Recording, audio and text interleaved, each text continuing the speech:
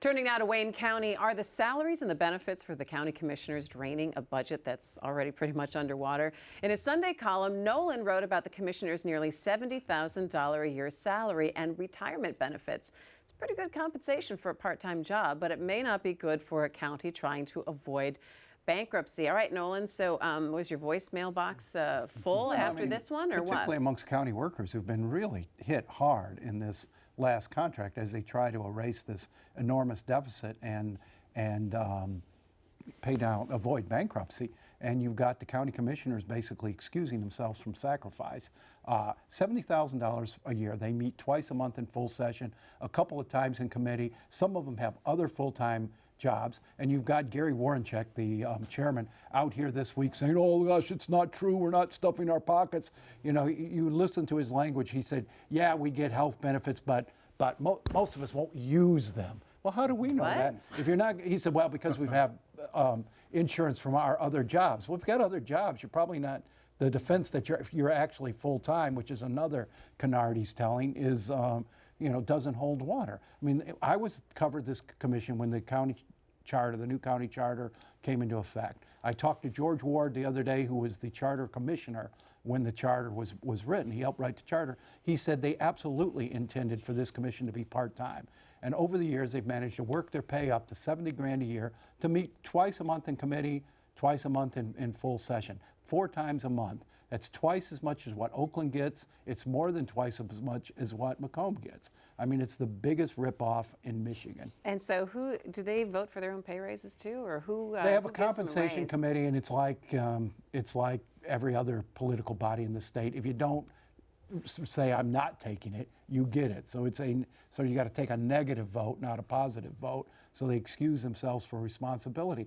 But I mean, they now have and if you look at the language he uses, he says post-office benefits. You don't have to retire. You don't have to be 65 to get these.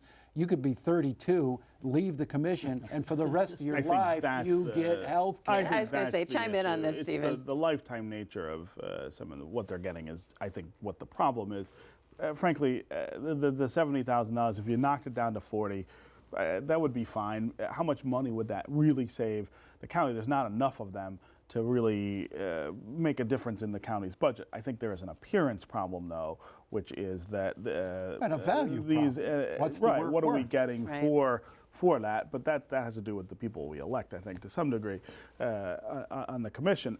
I don't know that going forward, the sort of commission executive nature of Wayne County's government is sustainable because I think that the county is changing really dramatically. I think you need an executive because you've got so much stuff going on with the jail and the U.S. or the county prosecutor's office, the oversight there. But